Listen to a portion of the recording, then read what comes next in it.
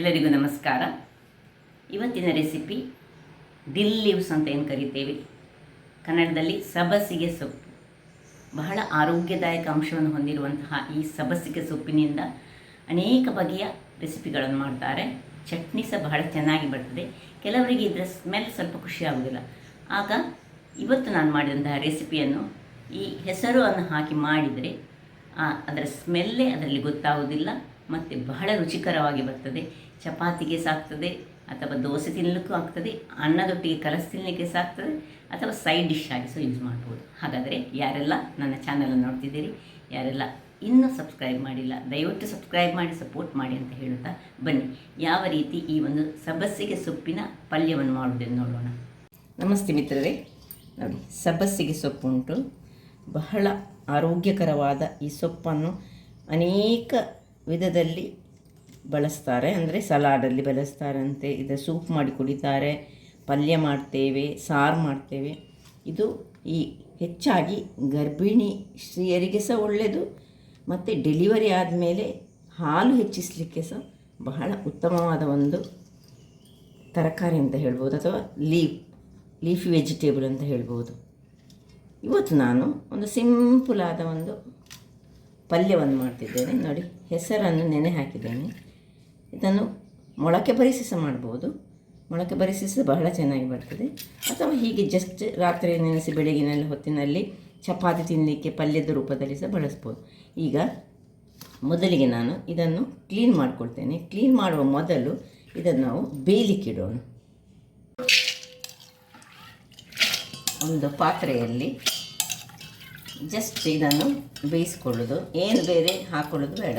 ತುಂಬ ಕುಕ್ಕರಲ್ಲಿ ಸಹ ಬೇಯಿಸ್ಬೋದು. ಕುಕ್ಕರಲ್ಲಿ ಬೇಯಿಸಿದರೆ ಬೇಗ ಆಗ್ತದೆ, ಅದು ತುಂಬ ಬೆಂದು ಹೋಗ್ತದೆ. ಇದೊಂದು ನೆನೆಸಿಟ್ಟಂತ. ಸಪೋಸ್ ನೀವು ನೆನೆಸದೆ ಸೀದಾ ಮಾಡೋದಾದರೆ ಈ ಹೆಸರು ಕಾಳನ್ನು ಚೆನ್ನಾಗಿ ತೊಳೆದು ಕುಕ್ಕರಲ್ಲಿ ಒಂದು 3-4 ವಿಸಿಲ್ ತೆಗೆದುಕೊಳ್ಬೋದು. ಹೀಗೆ ನೆನೆ ಹಾಕಬೇಕಂತ ಯಾವಾಗಲೂ ಒಂದು ಬೇಳೆಕಾಳುಗಳನ್ನು ನಾವು ನೆನೆ ಹಾಕಿ ಮಾಡಿದರೆ ಅದರದ್ದು ಈ ನ್ಯೂಟ್ರಿಯೆಂಟ್ಸ್ ನಮಗೆ ತುಂಬ ಸಿಗ್ತದೆ ಅಂತ ಹೇಳ್ತಾರೆ. ಅದರಿಂದಾಗಿ ನೆನೆ ಹಾಕಿ ಯಾವತ್ತೂ ಮಾಡಬೇಕು. ಹೀಗೆ ನೀರನ್ನು ಹಾಕಿ ಇದನ್ನು ನಾವು ಬೇಯಿಸ್ಕೊಳ್ಳೋಣ. ಮುಚ್ಚಳವನ್ನು ಮುಚ್ಚಿಕೊಂಡು ಒಂದು ಬೇಯಿಸ್ಕೊಳ್ತಿದ್ದೇನೆ. ಈಗ ಇಲ್ಲಿ ಸಬ್ಬಸಿಗೆ ಸೊಪ್ಪನ್ನು ಸಹ ಕ್ಲೀನ್ ಮಾಡ್ಕೊಳ್ಳೋಣ. ನೋಡಿ, ಇದರ ದಂಟೆಲ್ಲ ನಮಗೆ ಏನು ಇದು ರೂಟ್ಸ್ ಎಲ್ಲ ಏನು ಬೇಡ, ಅದನ್ನೆಲ್ಲ ಮೊದಲಿಗೆ ನಾವು ಕಟ್ ಮಾಡ್ಕೊಳ್ಳೋಣ. ಹೀಗೆ ಕಟ್ ಮಾಡಿಕೊಂಡು ಇದನ್ನು ನೋಡಿ ಹೀಗೆ ಚೆನ್ನಾಗಿ ತೊಳೆದುಕೊಳ್ಳೋಣ. ಹೀಗೆ ತೆಗೆದುಕೊಂಡು ಒಂದು ಪಾತ್ರೆಗೆ ಹಾಕಿ ಇದನ್ನು ತೊಳೆದುಕೊಂಡು ಮತ್ತೆ ಕಟ್ ಮಾಡ್ಕೊಳ್ಳೋಣ. ವೀಕ್ಷಕರೇ, ಇಲ್ಲಿ ನೋಡಿ ಹೆಸರು ಕಾಳು ಬೆಂದಿತ್ತು. ಈಗ ಇದಕ್ಕೆ ಉಪ್ಪನ್ನು ಹಾಕೊಳ್ಳೋಣ. ಉಪ್ಪನ್ನು ಹಾಕಿ ಇಷ್ಟೇ ಸಾಕು ಬೆಂದರೆ, ಇದಕ್ಕಿಂತ ಹೆಚ್ಚು ಬೇಡ. ನೋಡಿ, ಈ ರೀತಿ ಮುಟ್ಟುವಾಗ ಹೀಗೆ ಬೆದುವಾದರೆ ಸಾಕು. ಒಂದು ಚೂರು ಉಪ್ಪು ಇದರಲ್ಲಿ ಎಳೆದುಕೊಳ್ಳಿ, ಸಣ್ಣ ಉರಿಯಲ್ಲಿಟ್ಟು ಮತ್ತೆ ಇದನ್ನು ಆಫ್ ಮಾಡ್ಕೊಳ್ಳೋಣ. ಇಲ್ಲಿ ನೋಡಿ, ಸಬ್ಬಸಿಗೆ ಸೊಪ್ಪನ್ನು ಸಹ ನಾನು ಚೆನ್ನಾಗಿ 2 ಬಾರಿ ತೊಳೆದುಕೊಂಡು, ಮಣ್ಣಿರ್ತದೆ, ಈಗ ಮಳೆಗಾಲಲ್ಲ, ಈಗ ಇದನ್ನು ಈ ರೀತಿ ಇಟ್ಟುಕೊಂಡು, ನಾವು ಹೆಚ್ಚಾಗಿ ಕರಾವಳಿಗೆ ಸಬ್ಬಸಿಗೆ ಸೊಪ್ಪನ್ನು ಹೆಚ್ಚು ಯೂಸ್ ಮಾಡೋದಿಲ್ಲ. ಬಟ್ ಈಗೀಗ ಎಲ್ಲ ಮಾಲ್ಗಳಲ್ಲೆಲ್ಲ ಸಿಕ್ಕುವುದರಿಂದಾಗಿ ಇದರದ್ದು ಆರೋಗ್ಯಭರಿತ ವಿಷಯಗಳು ನಮಗೆ ಗೊತ್ತಾದ ಮೇಲೆ ನಾವು ಹೆಚ್ಚಾಗಿ ಇದನ್ನು ಯೂಸ್ ಮಾಡ್ತೇವೆ. ಚಟ್ನಿ ಸಹ ಮಾಡಿದದ್ದು ಬಹಳ ಚೆನ್ನಾಗಿ ಬರ್ತದೆ. ಹೀಗೆ ಸಣ್ಣ ಸಣ್ಣದಾಗಿ ಹೆಚ್ಚಿಟ್ಟುಕೊಳ್ತಿದ್ದೇನೆ. ವೀಕ್ಷಕರೇ ನೋಡಿ, ಹೀಗೆ ಸಣ್ಣ ಸಣ್ಣದಾಗಿ ಕಟ್ಟಿಂಗ್ ಮಾಡಿ ಆಯಿತು. ಒಂದು ನೀರುಳ್ಳಿ, 2 ಕಾಯಿ ಮೆಣಸು ಕಟ್ ಮಾಡ್ಕೊಂಡಿದ್ದೇನೆ. ಇಲ್ಲಿ ಬೆಳ್ಳುಳ್ಳಿಯನ್ನು ಮೊದಲೇ ನಾನು ಜಜ್ಜಿಟ್ಟುಕೊಂಡಿದ್ದೇನೆ. 1 ಚಮಚದಷ್ಟು ಸಾಸಿವೆ, ಉದ್ದಿನಬೇಳೆ, ಕಡಲೆಬೇಳೆ, 2 ರೆಡ್ ಚಿಲ್ಲಿ, 2 ಗ್ರೀನ್ ಸಹ ಉಂಟು, ಇದು ಸಹ ಉಂಟು, ಜೀರಿಗೆ. ಇಲ್ಲಿ 1 ಹಿಡಿಯಷ್ಟು ತೆಂಗಿನ ತುರಿ, ಮತ್ತು ನಮ್ಮದು ಬೇಯಿಸಿಟ್ಟಂತಹ ಈ ಇಲ್ಲಿ ಉಂಟು, ರೆಡಿ ಉಂಟು. ಈಗ ಬಾಣಲೆಯನ್ನು ಒಲೆ ಮೇಲೆ ಇಟ್ಕೊಂಡಿದ್ದೇನೆ. ಅದಕ್ಕೆ ಸ್ವಲ್ಪ ಎಣ್ಣೆಯನ್ನು ಹಾಕ್ಕೊಳ್ತಿದ್ದೇನೆ. ಎಣ್ಣೆ ಬಿಸಿಯಾಗಲಿ. ಎಣ್ಣೆ ಬಿಸಿಯಾಯಿತು. ಸಾಸಿವೆ ಹೊಡೆಯುವಾಗ ಸಣ್ಣದಾಗಿ ಸ್ವಲ್ಪ ಕತ್ತರಿಸಿಕೊಂಡು ಇದನ್ನು ಮೆಣಸು ಹಾಕೊಳ್ಳೋಣ. 2 ಮೆಣಸು ಹಾಕ್ಕೊಳ್ತಿದ್ದೇನೆ ನಾನು. ಇನ್ನು ಬೆಳ್ಳುಳ್ಳಿ ಜಜ್ಜಿಟ್ಟುಕೊಳ್ಬೇಕು. ಬೆಳ್ಳುಳ್ಳಿಯನ್ನು ಮೊದಲೇ ಜಜ್ಜಿಟ್ಟುಕೊಂಡ್ರೆ ಅದರದ್ದು ಆರೋಗ್ಯದಾಯಕ ಅಂಶಗಳು ಹೊರಗೆ ಬರ್ತದಂತೆ. ಸೊ ಜೀರಿಗೆ ಮತ್ತು ಉದ್ದಿನಬೇಳೆ, ಕಡಲೆಬೇಳೆ ಇದನ್ನು ಹಾಕ್ಕೊಂಡು ಸ್ವಲ್ಪ ತಿರುಗಿಸ್ಕೊಂಡು ಒಂದು 2 ಎಳೆಯಷ್ಟು ಕರಿಬೇವಿನ ಸೊಪ್ಪಂತ ಹಾಕೊಳ್ಳೋಣ.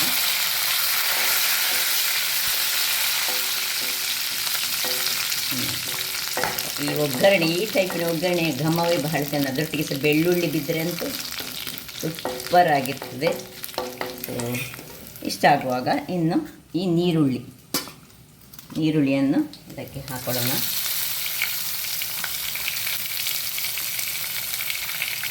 ಈರುಳ್ಳಿ ಸ್ವಲ್ಪ ಟ್ರಾನ್ಸ್ಪರೆಂಟ್ ಆಗಲಿ. ಇನ್ನೀಗ ಕಾಯಿ ಮೆಣಸು ಮತ್ತು ಈ ಒಂದು ದಿಲ್ ಲೀವ್ಸ್, ಇದಕ್ಕೊಂದು ಅದರದೇ ಆದ ಪರಿಮಳ ಉಂಟು. ಕೆಲವರಿಗೆ ಇದರ ಪರಿಮಳ ಚೆನ್ನಾಗಿ ಖುಷಿ ಆಗೋದಿಲ್ಲ, ಅಂಥವರು ಇದನ್ನು ಚೆನ್ನಾಗಿ ಇದರಲ್ಲಿ ಆಯಿಲಲ್ಲಿ ಸ್ವಲ್ಪ ಫ್ರೈ ಮಾಡಿಕೊಳ್ಬೇಕು. ಅದರದ್ದು ಹಸಿ ವಾಸನೆ ಹೋಗುವ ತನಕ ಸ್ವಲ್ಪ ಚೆನ್ನಾಗಿ ಫ್ರೈ ಮಾಡ್ಕೊಳ್ಳೋಣ. ಬಟ್ ಆರೋಗ್ಯಕ್ಕೆ ಬಹಳ ಉತ್ತಮ. ಕೆಲವರಿಗೆ ಇದರ ಫ್ಲೇವರೇ ಬಹಳ ಖುಷಿ ಆಗ್ತದೆ ಅಂತ.